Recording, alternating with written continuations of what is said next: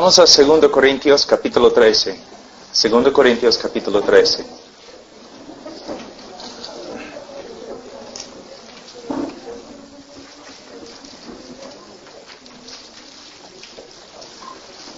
Nosotros sabemos que la iglesia acá, los Corintios, era una iglesia muy dotada. Muchos dones, conocimiento, pero muchas veces la iglesia no caminaba como una iglesia de Cristo. Los creyentes o las personas, los miembros de la iglesia, no se portaban como creyentes. En la primera carta, Pablo escribe a la iglesia reprendiendo a muchos hermanos, a muchas personas que estaban dentro de la iglesia. Se enojaron un poco con Pablo. Algunos profetas falsos habían entrado en la iglesia enseñando a todos que Pablo ni era un apóstol. Entonces Pablo escribe la segunda carta para arreglar las cosas con la iglesia. Pero todavía Pablo está preocupado por las personas que se reúnen en esta ciudad. ¿Por qué? Porque dicen que son creyentes, pero no están viviendo como creyentes. En el día de hoy es algo normal en el oeste, entre los evangélicos. En mi propio país, 65% de las personas se crean renacidos, cristianos, pero nosotros, somos un país muy inmoral. En el día de hoy hemos bajado los estándares del Evangelio y hemos cambiado el Evangelio. Hemos reducido el Evangelio de Cristo a nada más que algunas leyes espirituales. ¿No? Hay personas que caminan en los Estados Unidos, Sudamérica, aquí en Europa, creyendo que son creyentes simplemente porque una vez en su vida tomaron una decisión, pero su vida nunca cambió. Nunca. Son personas bastante engañadas. Aquí hay como 100 personas. No soy profeta, ni hijo del profeta, de un profeta, pero te digo, hay personas acá esta noche que no conocen a Cristo. En un grupo de este tamaño siempre es así. Especialmente entre los jóvenes. Hay personas aquí que no son salvos. Y lo saben. Hay otros que se creen salvos, pero están engañados. Y hay creyentes de verdad acá. Yo no puedo mirar dentro del corazón de cada persona, pero de una forma no tengo que hacerlo. ¿Por qué? El creyente verdadero se conoce por sus frutos. Nosotros somos salvos solo por medio de la fe, no por las obras, solo por medio de la fe. Pero una persona que de verdad es cristiano, esta persona ha sido renacido. Dios ha hecho una obra sobrenatural en su vida. Cuando una persona viene a Cristo por medio de la fe, es el resultado de una obra sobrenatural de Dios. Es una obra tan natural como la misma creación, tan supernatural como la misma creación del universo. El hombre nace con un corazón corrupto, adámico, caído. El hombre nace con un corazón que aborrece a Dios. Pero Dios, a través de la predicación del Evangelio y la obra del Espíritu Santo, Dios puede cambiar el corazón de una persona. Pero esta persona con un corazón nuevo, un corazón cambiado, no solamente se arrepiente y no solamente cree, sino también sus afectos cambian. Antes de conocer a Cristo, una persona ama al pecado. Pero después de conocer a Cristo, una persona aborrece el pecado. Antes de conocer a Cristo, una persona aborrece la justicia. Pero después de conocer a Cristo, una persona ama la justicia. Tiene un cambio en su corazón.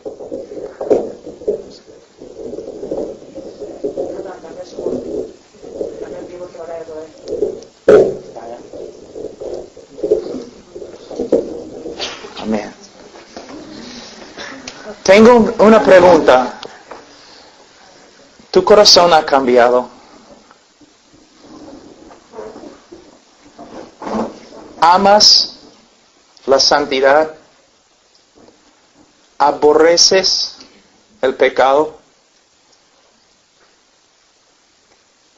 ¿Te estás alejando más y más del mundo y acercándote más y más a Dios? Mira lo que Pablo dice. Si alguno está en Cristo, nueva criatura es. Si no eres una nueva criatura, no eres creyente. Aquí en capítulo 13 de 2 Corintios, versículo 5, Pablo está hablando a los que se dicen creyentes, pero no están viviendo como creyentes. Mira lo que él dice. Examinaos a vosotros mismos, si estáis en la fe. Probaos a vosotros mismos. ¿O no os conocéis a vosotros mismos que Jesucristo está en vosotros, a menos que estéis reprobados? ¿Qué está enseñando Pablo? Para tener la certeza de que de verdad somos salvos, debemos examinar nuestra vida.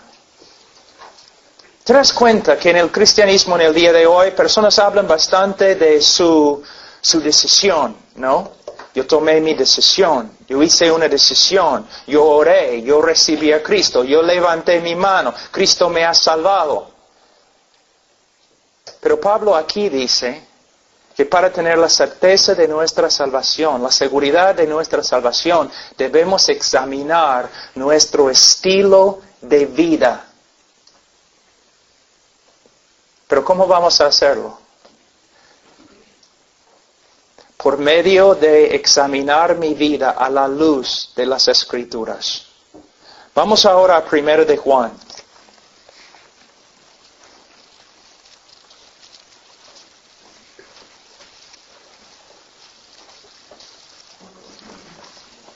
Primero de Juan, capítulo 5.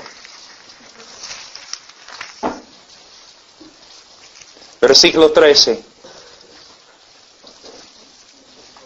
Primero de Juan 5, versículo 13. Estas cosas os he escrito a vosotros que creéis en el nombre del Hijo de Dios, para que sepáis que tenéis vida eterna y para que creáis en el nombre del Hijo de Dios. Estas cosas.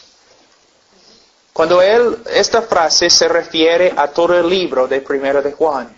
Y si estudiamos cuidadosamente el libro, esta carta, encontramos que esta carta consiste de varias pruebas. Y que cada creyente debe examinarse a la luz de lo que Juan ha dicho acá. Él nos da algunas de las características más importantes de una persona que de verdad es cristiana. Y debemos comparar nuestro estilo, nuestra manera de vivir, con lo que Pablo ha escrito acá. Y si vemos contradicciones, debemos tener miedo. De nuevo, yo no conozco a ustedes, pero en un grupo de ese tamaño, yo sé. Algunos de ustedes van a la iglesia. Aún saben cómo hablar como creyente. Pero cuando no estás en la iglesia, cuando estás con tus amigos, cuando estás a solas, tú no vives como creyente. Y no hay ningún deseo en tu corazón para seguir a Cristo de verdad. Tú estudias no las Escrituras, sino el mundo. Tú no quieres ser como Cristo, quieres ser como los demás en el mundo. Tú no aprendes de Cristo, sino aprendes de ellos. Estás engañado. Y si mueres esta noche vas a ir al infierno. Es un asunto muy serio, muy serio. Hay tantas personas en este mundo, tantas personas dentro de los evangélicos que se creen salvos, pero no son salvos. Y hay personas aquí, engañadas. Nunca debemos olvidarnos lo que Cristo dijo: por sus frutos los conoceréis. Por sus frutos. No por medio de lo que sale de la boca, no por medio de su confesión, porque muchos van a acercarse a Cristo en el día de juicio y van a decir: Señor, Señor, y el Señor va a decir: apártense de mí.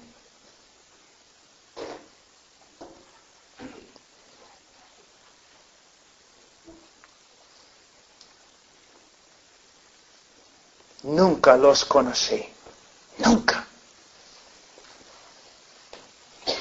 Mira, antes de examinarnos a la luz de 1 de Juan, vamos un ratito a Mateo, capítulo 7.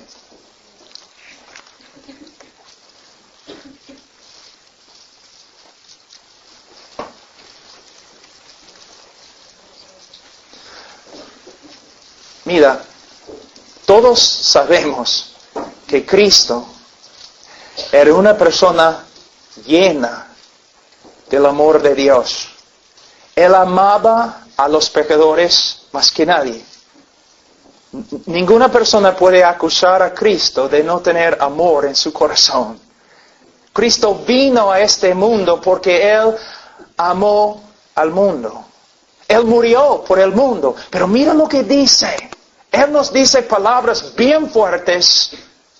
Bien fuertes. Él dice en versículo 13 de capítulo 7, entrad por la puerta estrecha, porque ancha es la puerta, espacioso el camino que lleva a la perdición. Mira, a la perdición. ¿Sabe qué? Casi si no fuera por las enseñanzas de Jesucristo, casi no tendríamos ninguna información acerca del infierno. Si estudias el Antiguo Testamento, casi no habla del infierno. Las epístolas de los apóstoles no hablan mucho del infierno. Casi toda la enseñanza que tenemos en la Biblia acerca del infierno proviene de Cristo Jesús. ¿Te das cuenta? A veces personas hablan mal de mí diciendo: este habla del infierno bastante. Cristo habló del infierno más que del cielo. Cristo habló del infierno más que los apóstoles y los profetas, más que todos los demás en las Escrituras juntos. Yo no puedo decir que les amo si no les digo la verdad. Que no les digo que algunos de ustedes están en peligro. Un peligro grave, irrevocable. Un peligro eterno. Él dice: entrar por la puerta estrecha, porque ancha es la puerta y espacioso el camino que lleva a la perdición. Y mira, y muchos son los que entran por ella. Porque estrecha es la puerta y angosto el camino que lleva a la vida, y pocos son los que la hallan. ¿Qué está enseñándonos? ¿Está enseñándonos que podemos ser salvos por medio de las obras? No. ¿Podemos ser salvos por medio de nuestra manera de vivir? No. Jesús claramente enseñaba que el hombre puede ser salvo solamente por medio de la fe. Pero aquí Él está enseñándonos algo muy importante: los resultados de una fe verdadera. Una persona que de verdad ha creído en Cristo para la salvación, no va a caminar en este camino espacioso, sino va a caminar en un camino bien marcado por la voluntad de Dios, por la palabra de Dios. En el día de hoy yo veo un problema muy grande. Hay cristianos que dicen, o se dicen cristianos, que dicen, amo a Cristo, Cristo es mi Salvador, pero ellos caminan como un estilo de vida en el camino espacioso. Viven como el mundo. No se nota nada de santidad en su vida, nada de separación, pero caminan en el mismo camino con el mundo. Y no sé cómo es en España, pero en Estados Unidos rara vez se encuentra un pastor que habla en contra de lo que están haciendo. No sé si temen a los hombres, que no quieren perder sus iglesias, no sé. Pero tenemos un montón de evangélicos que están diciendo, soy cristiano, pero viven como el mundo. Hablan de las cosas del mundo más que las cosas del Señor. Aman al mundo, se nota en sus caras, en su manera de vivir. Cristo dice que no. Una de las evidencias de que de verdad has creído en Él es que no vas a caminar como el mundo, sino que poco a poco Él te va a cambiar, te va a transformar. Él dice, ahora, versículo 13 y 14, es muy importante entender estos dos versículos en su contexto. Porque muchas personas piensan que Jesús está diciendo lo siguiente, que la mayoría de las personas en el mundo son ateos, agnósticos, otras religiones. La mayoría de las personas son así y van a ir al infierno. Pero hay un grupo pequeño que se llaman evangélicos o cristianos y ellos van a ir al cielo. Eso no es lo que él está diciendo. No. ¿Qué está diciendo? Él está diciendo, entre las personas que se dicen cristianos, entre las personas que confiesen mi nombre diciendo, Señor, Señor, entre este grupo, pocos van a encontrar el camino de vida. Yo puedo probar qué es lo que dice. Mira, estamos aquí, capítulo 7, mira lo que dice en 21. No todo el que me dice, Señor, Señor, entrará en el reino de los cielos, sino el que hace la voluntad de mi Padre que está en los cielos. No, mira, en hebreo, cuando quieres enfatizar algo, solamente repites la misma palabra. Por ejemplo, en Isaías 6, Dios es santo, santo, santo. Aquí, mira lo que está diciendo. No todo el que me dice, Señor, Señor. Cristo está diciendo, no todas las personas que enfáticamente claman, soy el Señor. Entre ellos, muchos no van a ser salvos. Los que confiesen que Cristo es el Señor, muchos de ellos no van a ser salvos.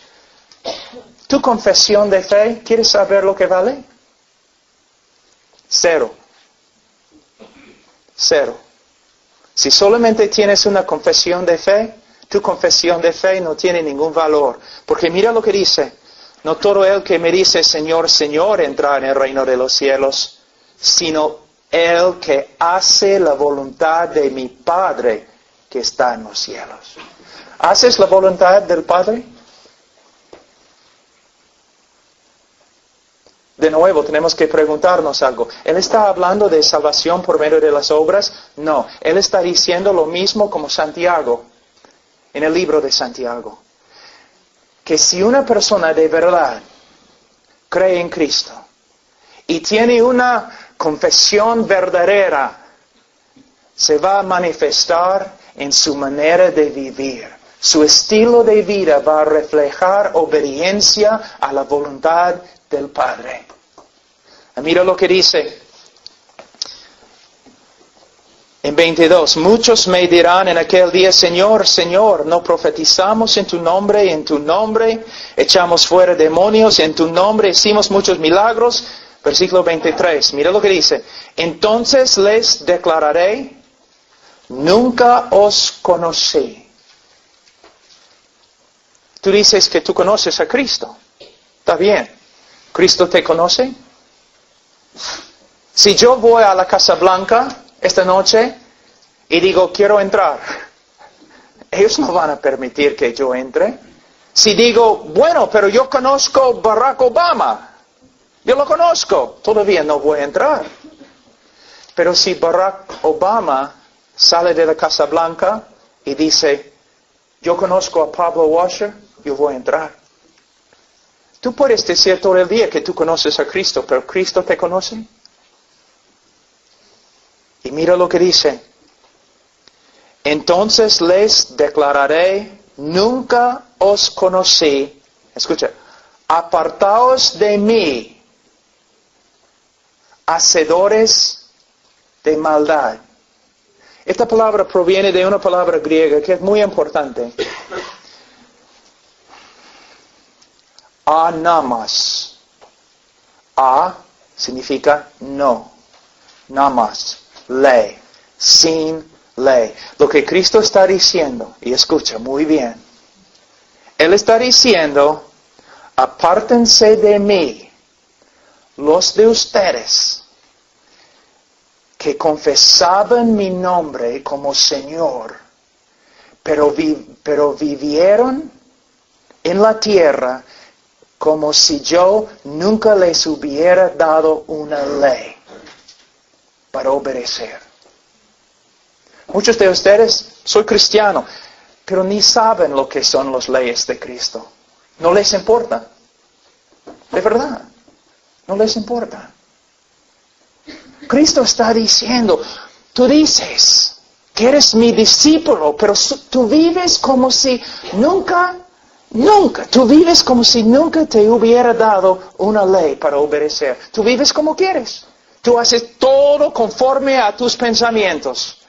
Todo conforme a la carne, todo conforme a lo que el mundo está haciendo, tú haces lo mismo, pero dices que yo soy tu Señor. Es una mentira, apártate de mí. Algunos de ustedes en este cuarto, si mueren ahora, van a escuchar lo mismo.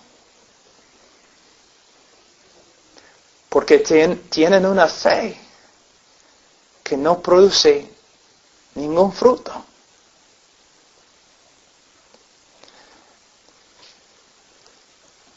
Versículo 16. Por sus frutos los conoceréis. ¿Acaso se recogen uvas de los espinos o higos de los abrojos? Así todo buen árbol da buenos frutos, pero el árbol malo da malos frutos. No puede el buen árbol dar malos frutos, ni el árbol malo dar frutos buenos. Todo árbol que no da buen fruto es cortado y echado en el fuego, así que por sus frutos los conoceréis. ¿Está diciendo que tenemos que tener obras para ser salvo? No. ¿Que tenemos que tener fruto para ser salvo? No. Él está enseñando que si somos salvos por medio de la fe, la evidencia de nuestra salvación va a ser los frutos. Entonces, ¿cómo podemos discernir si de verdad tenemos los frutos de un cristiano, las características de un cristiano verdadero? Bueno, ahora, esta noche, vamos a comparar nuestra vida a lo que dice la palabra de Dios, para que tú mismo puedas juzgar. Les voy a enseñar las marcas, las características de un creyente verdadero. Y tú debes comparar tu vida a lo que dice la palabra. Y si estas características no se encuentran en tu vida, debes tener bastante miedo. Debes pensar, debes orar, debes arrepentirte, debes venir a Cristo. Ahora, primera de Juan, capítulo 5, de nuevo, mira, el propósito de esta carta. Cuando Juan escribió el Evangelio de Juan, en la parte final, él nos escribe el propósito de su Evangelio, para que todos crean que Jesús es el Cristo. Ahora en esta carta, él también nos enseña cuál fue su propósito en escribir la carta. Y él dice, estas cosas, el libro de Juan, primero de Juan, estas cosas os he escrito a vosotros que creéis en el nombre del Hijo de Dios, para que sepáis que tenéis vida eterna. Entonces vamos a empezar la examinación. Primero de Juan, capítulo 1. Él dice en versículo 5, este es el mensaje que hemos oído de Él y os anunciamos. Dios es luz y no hay ningunas tinieblas en Él. ¿Qué significa? Cuando la Biblia dice aquí, en 1 de Juan, que Dios es luz, bueno, sí significa que no tiene pecado, que es santo, pero más Juan está hablando de la revelación de Dios. Lo que él está enseñando es lo siguiente. Dios no es un Dios esotérico, oscuro, escondido. Dios nos ha revelado quién es y lo que Él espera de nosotros. Dios nos ha revelado su voluntad. ¿Ok? Vamos a seguir. Si decimos, versículo 6, que tenemos comunión con Él, si decimos que somos creyentes, si decimos que somos hijos de Dios, si decimos que somos cristianos y andamos en tinieblas, mentimos y no practicamos la verdad. Ahora, ¿qué está diciendo? Primeramente, la palabra andar proviene de una palabra griega, peripateo, que pateo significa caminar. Peripateo significa caminar por todos los lugares. El verbo también se encuentra en el tiempo presente, muy importante, significa continuación. Lo que Juan está enseñando es lo siguiente. Si decimos que somos creyentes, pero vivimos como un estilo de vida, ¿no? Vivimos de una manera que contradice lo que Dios nos ha revelado acerca de sí mismo, que contradice lo que Dios nos ha revelado en su ley. Mentimos cuando decimos que somos creyentes. ¿Me entienden? ¿Claro? ¿Mi español está bien? Si decimos que somos creyentes, pero nuestro estilo de vida contradice lo que Dios nos ha mostrado acerca de sí mismo y acerca de su voluntad, mentimos cuando decimos que somos creyentes. Ahora, hay que entender este pasaje. Él está hablando de un estilo de vida. ¿Qué significa? Si tú me sigues con una cámara así, clic, ¿no? Este tipo de cámara que toma solamente una foto, ¿no? Entonces tú puedes estar detrás de mí todos los días. Y un día, cuando me enojo o algo así, o no tengo paciencia con mis hijos o algo así, tú puedes tomar la foto, clic. Y tú puedes decir a todo el mundo, basado en este texto, Pablo Washer no es cristiano. Mira su cara, tanto enojo, impaciencia, mira. Pero no sería la verdad. No es una evidencia buena de verdad cómo soy. Has tomado solamente una foto. Pero si tú me sigues un año, 24 horas al día con una cámara de video, entonces vas a ver no un momento en mi vida, sino un estilo de vida.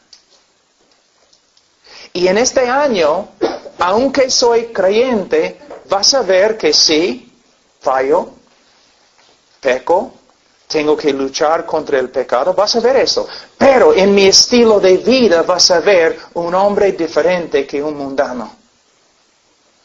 Un hombre que vive conforme a la voluntad de Dios, con su estilo de vida. No perfectamente, no.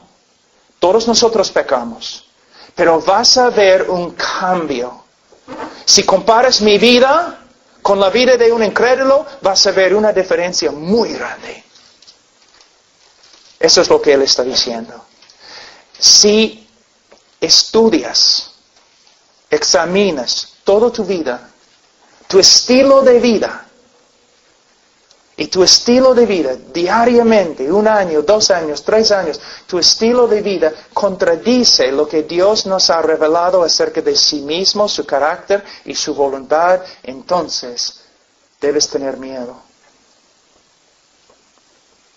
Ahora, si alguien examina tu vida 1 año, simplemente observándote, va a haber una persona que se nota, desea vivir conforme a la voluntad de Dios, o va a haber una persona cuya vida contradice todo lo que Dios nos ha revelado acerca de sí mismo y su voluntad.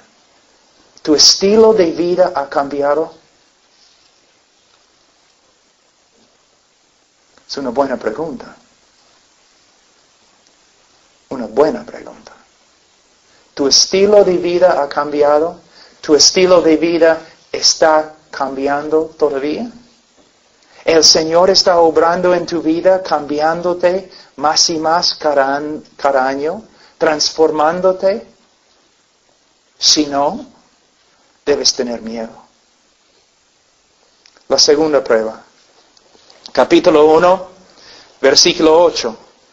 Si decimos que no tenemos pecado, nos engañamos a nosotros mismos y la verdad no está en nosotros.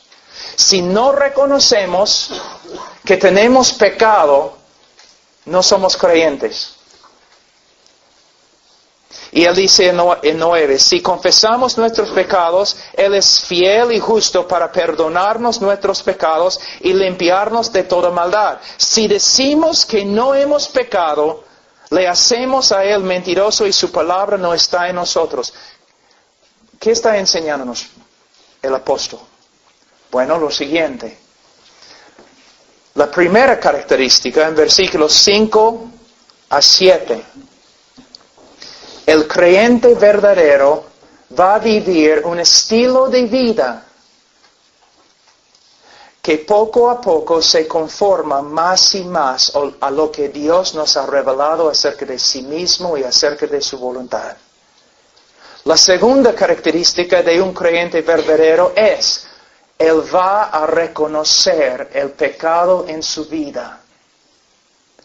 Él va a vivir una vida de arrepentimiento y él va a practicar la confesión.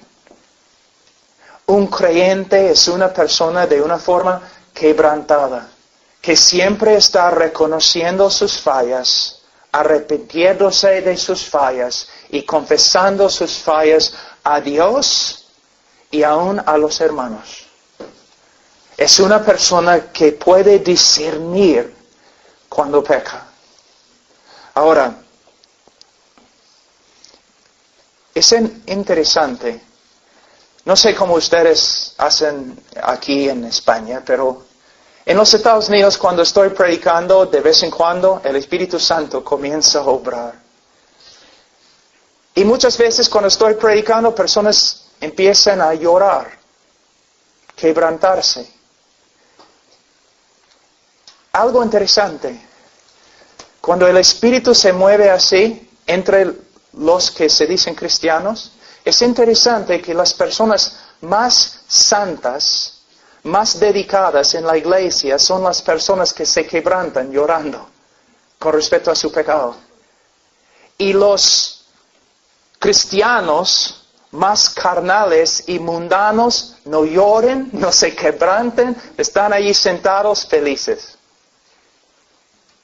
Lo que estamos viendo es la diferencia entre un cristiano verdadero y un cristiano falso. Un cristiano no es perfecto.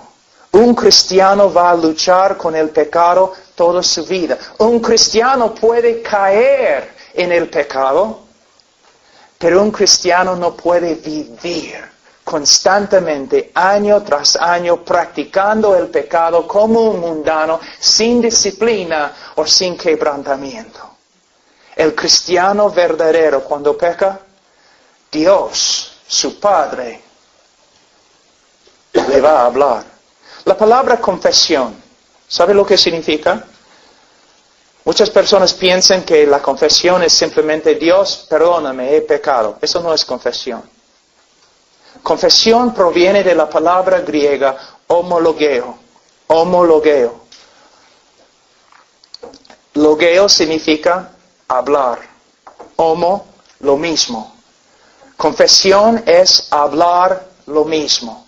Tú estás caminando y vamos a decir, estás enojado, impaciente, algo así, y el Espíritu Santo te habla. Estás en pecado.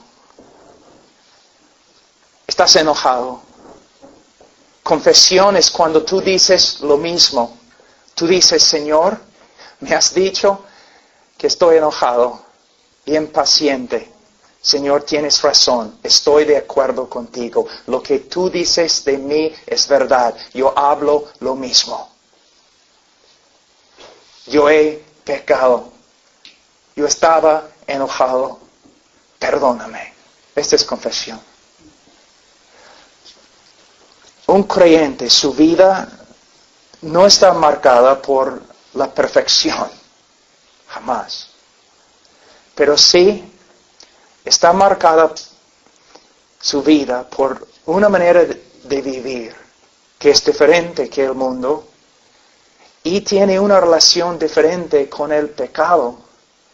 Cuando una persona viene a mí diciendo, Pablo, tengo una nueva relación con el Señor, yo siempre digo, ¿y tienes una nueva relación con el pecado? Porque si no tienes una nueva relación con el pecado, no tienes una nueva relación con el Señor. Bienaventurados los que lloran, que pueden ver su necesidad.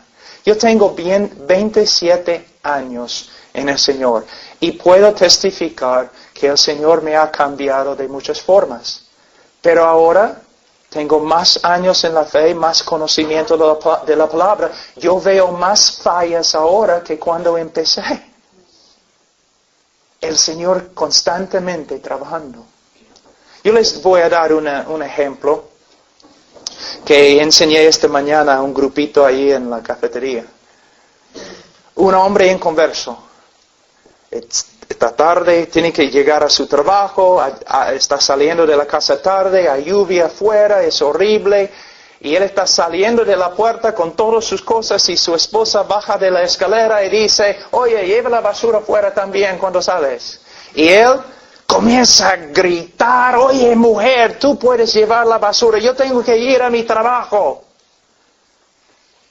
Se enoja, habla mal a ella, todo lo demás, y sale a su carro totalmente justificado. Ella lo merecía. Él no puede ver su pecado, nada. Él va a su trabajo, tranquilo, está bien. Pero vamos a decir 6 meses después se convierte. Entonces, mismo escenario. Él va a llegar tarde para su trabajo, está saliendo de la casa tarde. Está lloviendo afuera, su esposa, ¿no? Con pelo como medusa, saliendo de su cama. Dice, oye, lleva la basura contigo, tienes que llevar la basura. Y él, antes de pensar, comienza a gritar, oye mujer, ¿no puedes ver que está lloviendo? Voy a llegar a mi trabajo tarde, tú debes llevar la basura. Tú dices, ¿cuál es la diferencia? El momento que él habla así, es como un cuchillo ha traspasado su corazón.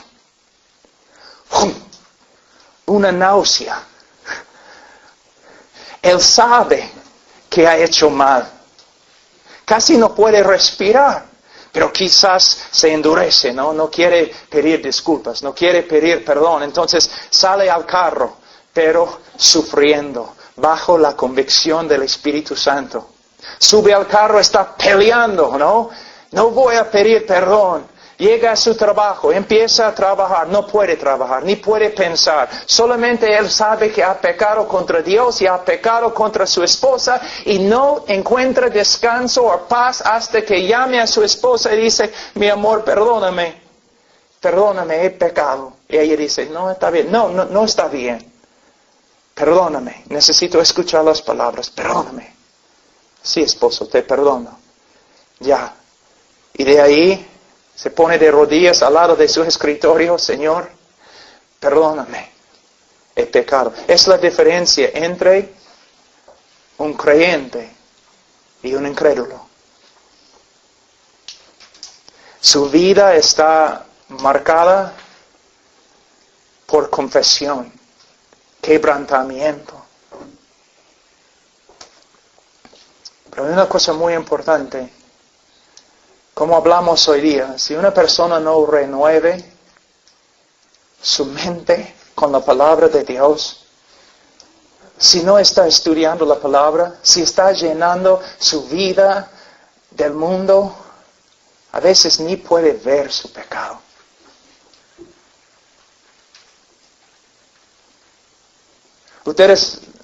Algunos de ustedes sí, pero la mayoría no sabe cuán difícil es predicar. Aún predicando, a veces digo algo y el momento que lo digo, yo sé que estaba mal. Y mientras estoy predicando tengo que pedir perdón. Y a veces tengo que dejar de predicar un ratito y pedir perdón de la congregación.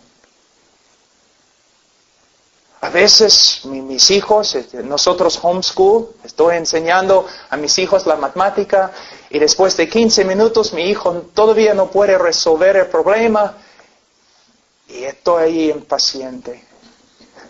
Y tengo que decir, oye hijo, he pecado contra ti, perdóname. Te perdono, papá. Ya, entonces voy a ponerme de rodillas acá. Señor, perdóname por mi impaciencia. El creyente peca, el creyente no puede vivir con su pecado. Porque el Espíritu Santo es fiel. Y Dios es un Padre muy, muy bueno que disciplina a sus hijos. Y la Biblia dice, si tú te dices cristiano, pero Dios no te disciplina, no eres cristiano. Una de las marcas más grandes del amor de Dios es que nos disciplina y no permite que nosotros, sus hijos, andemos en pecado. Ahora, otra prueba.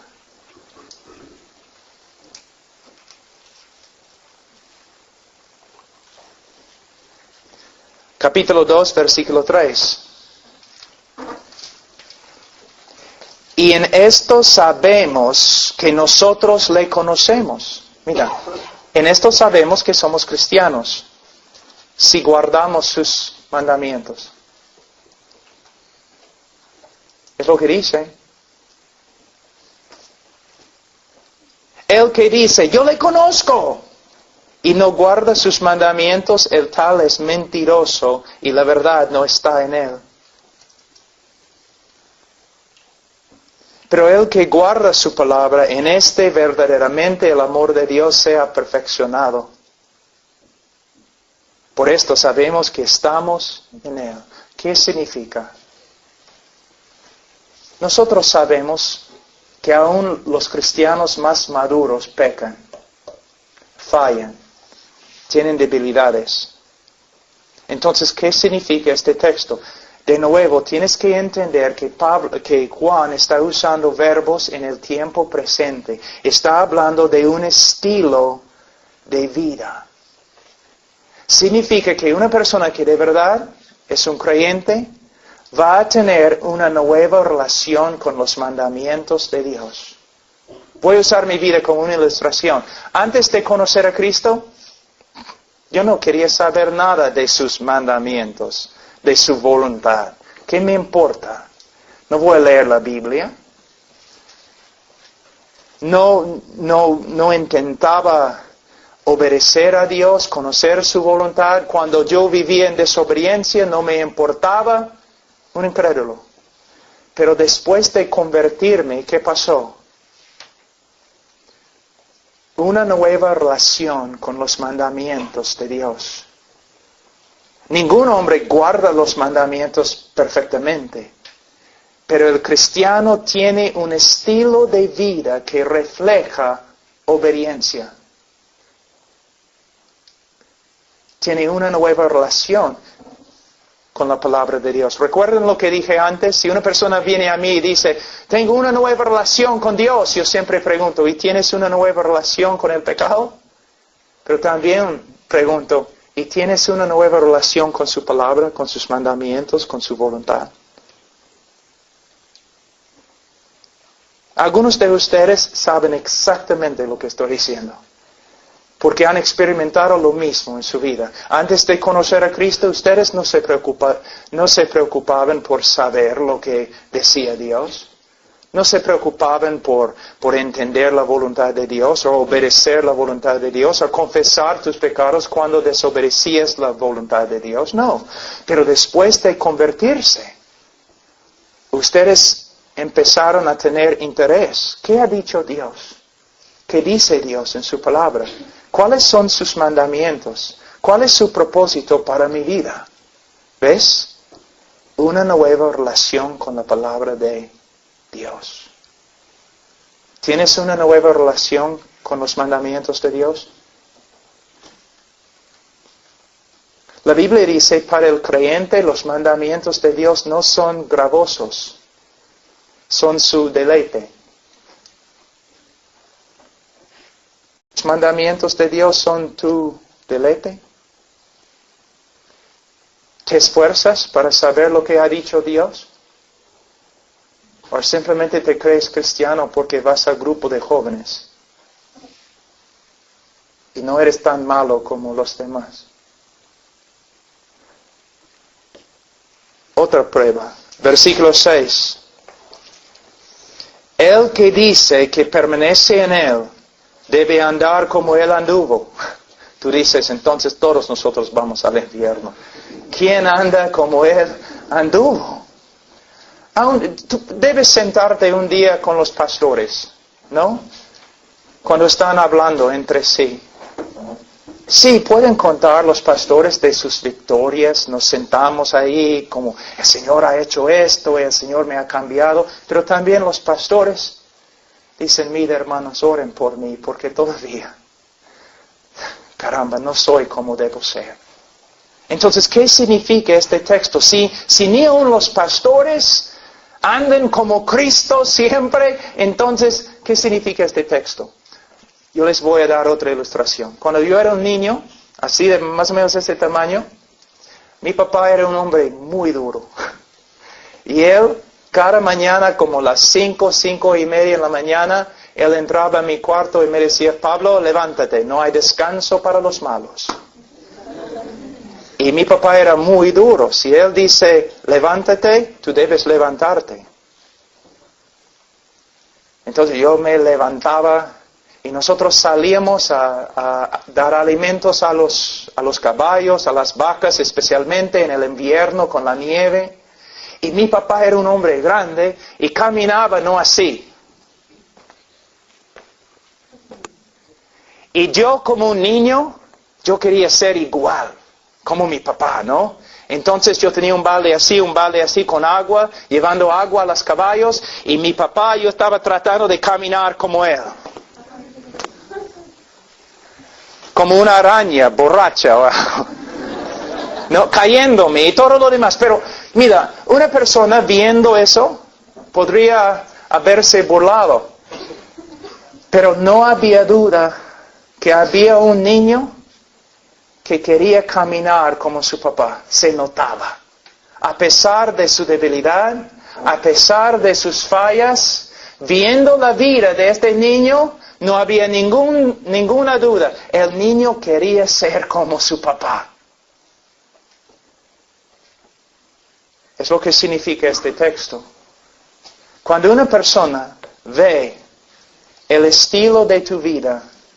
Esta persona va a decir, mira, esta persona, a pesar de sus fallas y todo lo demás, esta persona se nota. Él quiere ser como Cristo. Él quiere andar como Cristo. Él quiere reflejar la misma vida de Cristo. ¿Pueden ver esto en ti? Una pasión, un deseo de vivir, de caminar como Cristo. O simplemente van a ver una persona como cualquier otra persona mundana, incrédula.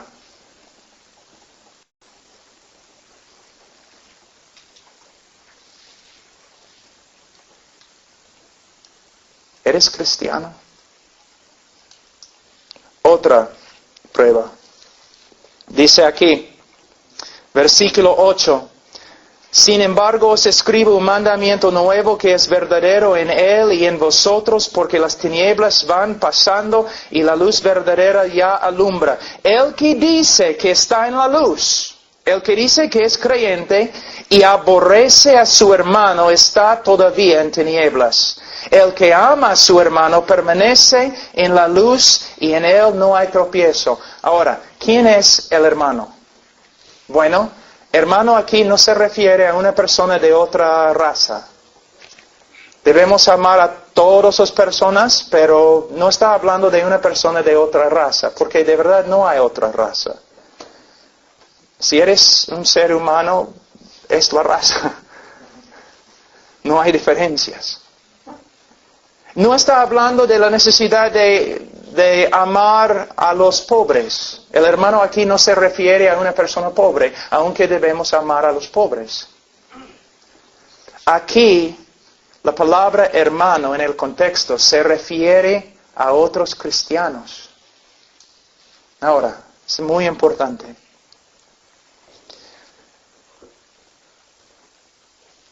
¿Buscas comunión con otros cristianos para hablar de Cristo? ¿Buscas ser siervo a otros cristianos en el nombre de Cristo? Yo tengo que tener cuidado aquí porque muchas veces los jóvenes en los grupos en la iglesia, grupo de jóvenes, los jóvenes quieren salir juntos y todo, pero casi nunca hablan de Cristo. El momento que el servicio se acaba, salen a tomar un Coca-Cola o algo así, comer algo, pero no para hablar más de Cristo o la Escritura. ¿Tú hablas de Cristo solamente cuando estás en un grupo de jóvenes y tienes que hablar de Cristo? ¿Sales con tus amigos simplemente para conversar acerca de Cristo o la Biblia? ¿Quieres estar con otros cristianos muy dedicados para aprender de ellos? Yo recuerdo antes de convertirme, yo en un gimnasio de bastantes hombres pesistas, hombres bestias, ¿no? Y otro lado de la calle, una calle pequeña. Otro lado de la calle había una iglesia, la primera bautista de Brookport, recuerdo. Y cada miércoles en la noche, como a las 6:30, los hermanitos comenzaron a llegar a la iglesia.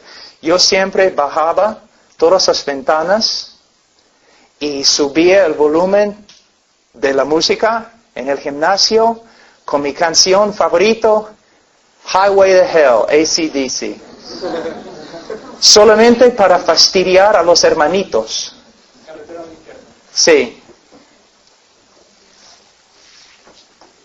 Yo no amaba a los creyentes. Yo me burlaba de los creyentes. Yo fastidiaba a los creyentes. Pero el día que el Señor me salvó, mis afectos cambiaron. Yo quería estar con creyentes, hablando de Cristo, comunión, compañerismo, ir a la iglesia, escuchar los sermones del pastor. una persona diferente. Yo voy a verles algo muy importante, que no solamente vas a aprender algo acerca de lo que significa amar a un hermano, también vas a aprender algo acerca de cuán peligroso es interpretar las Escrituras a la ligera. Vamos a Mateo.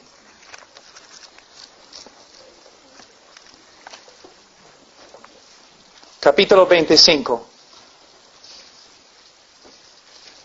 Versículo 31. Cuando el Hijo del Hombre venga en su gloria y todos los santos ángeles con él, entonces se sentará en su trono de gloria y serán reunidos delante de él todas las naciones y apartará los unos de los otros como aparta el pastor las ovejas de los cabritos. Y pondrá las ovejas a su derecha y a los cabritos a su izquierda.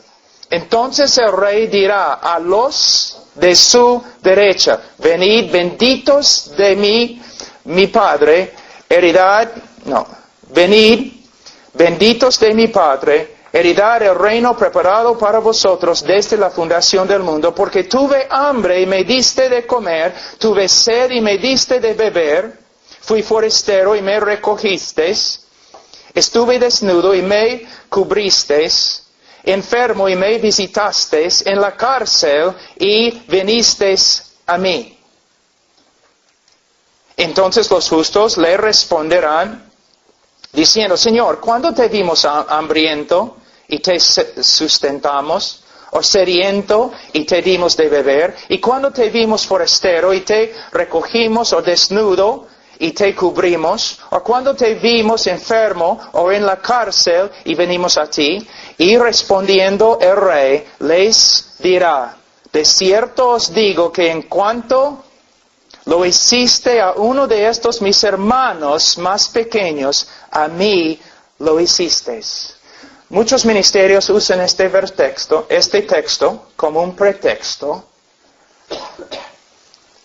diciendo que en base de este versículo, este texto, debemos cuidar a los pobres, debemos dar alimentos a los que tienen hambre, debemos visitar las personas que han cometido crímenes y ahora están en la cárcel. Mira, debemos hacer esas cosas, pero no es lo que este texto está enseñando. Jesús no está diciendo: mira, yo era un ladrón en la cárcel y me visitaste. Él no está diciendo: yo era un asesino en la cárcel y me visitaste. No.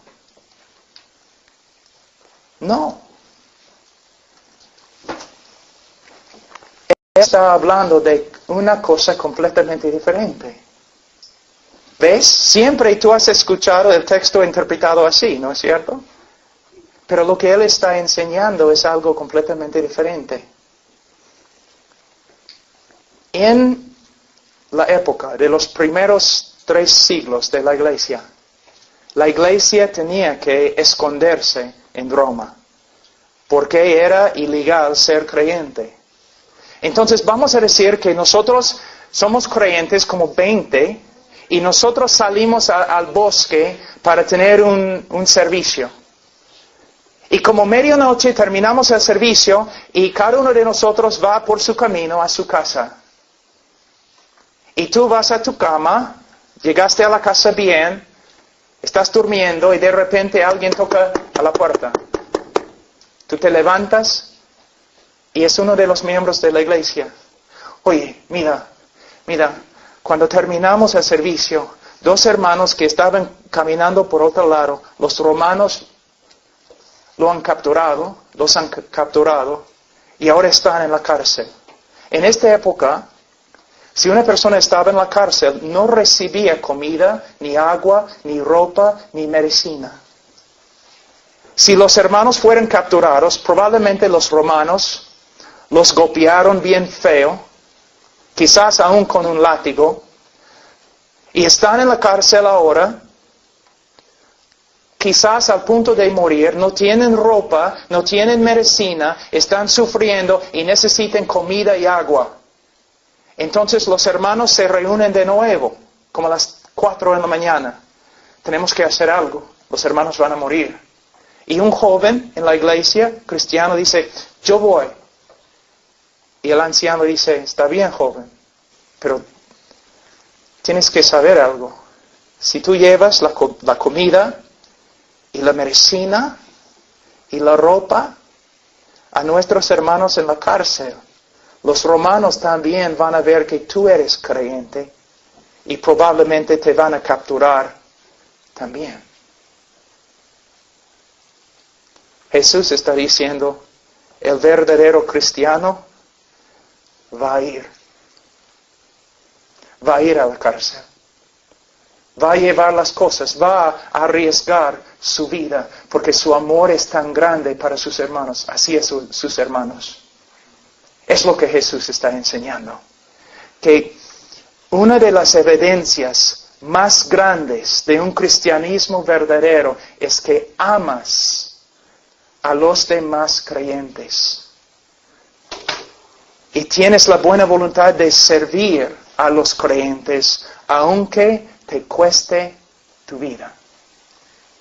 ¿Puedes ver cómo puedes malinterpretar un texto?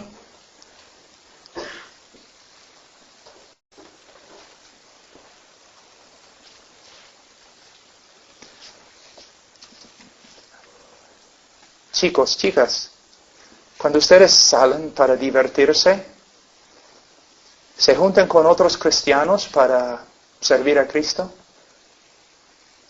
¿Para servirse el uno al otro? ¿Para hablar de Cristo? ¿Qué hacen? A veces se juntan jóvenes una noche en la casa de alguien solamente para tener un tiempo de adoración. Salen juntos a testificar. Vas a la casa de un hermano quizás enfermo.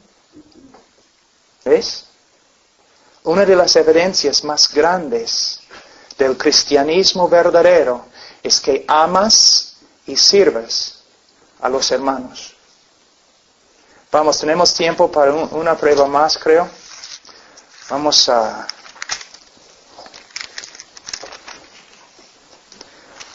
Primero de Juan, capítulo 2. Versículo 15. No améis al mundo, ni las cosas que están en el mundo. Si alguno ama al mundo, el amor del Padre no está en él. Porque todo lo que hay en el mundo, los deseos de la carne, los deseos de los ojos y la vanagloria de la vida, no proviene del Padre, sino del mundo. Y el mundo pasa y sus deseos, pero el que hace la voluntad de Dios permanece para siempre. ¿Amas al mundo? ¿Qué es el mundo? Siempre estamos hablando del mundo. ¿Qué es el mundo? El mundo es cualquier idea, sistema, obra, acción, teoría, cualquier cosa que contradice la voluntad de Dios. Les voy a dar algunos ejemplos.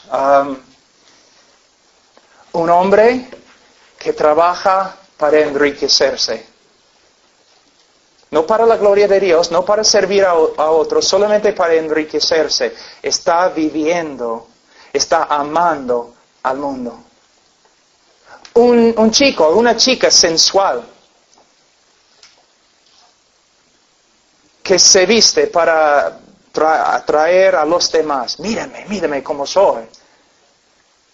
Es una cosa mundana. Orgullo, independencia, buscando fama. Es el mundo. Casi todo, miren solamente las personas fuera de la iglesia y algunos dentro de la iglesia. ¿Están buscando a Cristo? ¿Están buscando las cosas eternas? No, están buscando las cosas del mundo, el materialismo. Jóvenes, la generación, creo que venía antes de ustedes, sufría, ¿no? Pero la generación de ustedes es una generación materialista. Quiere cosas, una vida fácil. El mundo. Amas al mundo.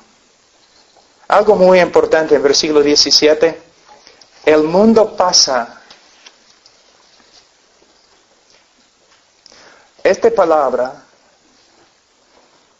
en griego, su voz es, ¿cómo se dice en castellano? Middle voice. Voz media.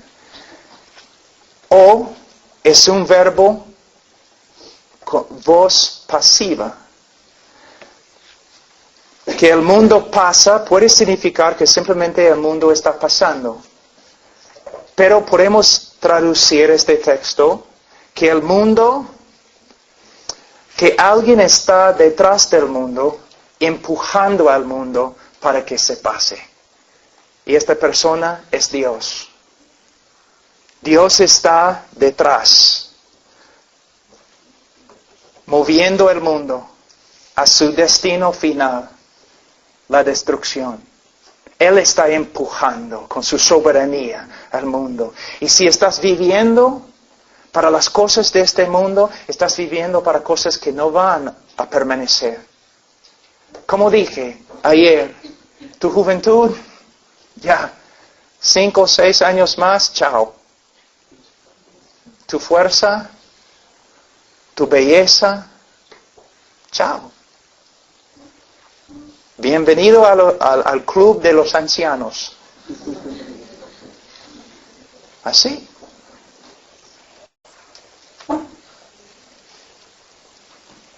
Ahora, todo este libro está lleno de pruebas.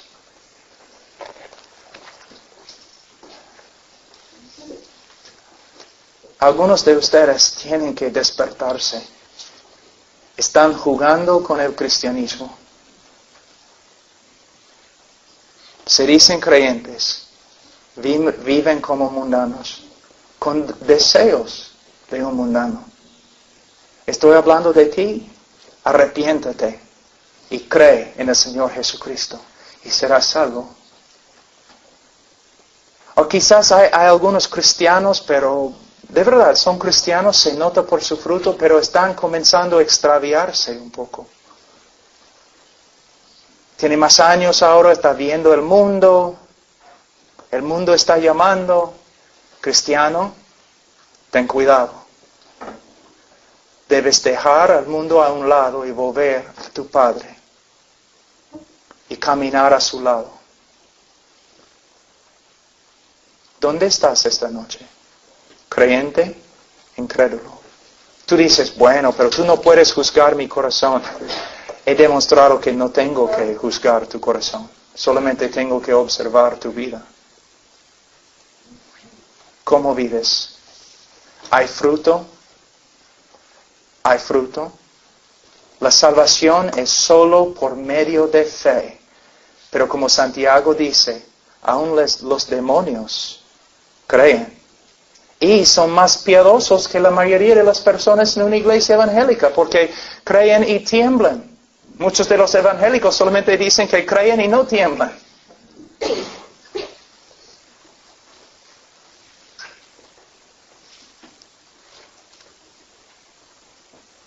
A veces el Señor manda a una persona para que hable contigo. Y muchas veces una persona no elocuente, una persona que ni puede usar bien tu idioma. Pero sin embargo, el Señor te está hablando esta noche. ¿Qué vas a hacer con Cristo? Vamos a orar. Padre Santo, Señor, yo oro por estos jóvenes. Yo sé que hay jóvenes aquí, Señor, que te aman. Hablando hoy día con varios jóvenes, Señor, aún yo podía notar el amor de Cristo en ellos. Pero Señor, no he hablado con todos. Y yo sé, Señor, en un grupo de este tamaño, siempre hay personas que confiesan tu nombre, pero tú no los conoces. Oh Señor, que esta noche el Espíritu Santo, que Él les muestre su pecado y su necesidad de Cristo. Que esta noche sea su noche de salvación. Señor, obra aquí. Y Señor, si hay hijos tuyos extraviándose, Señor,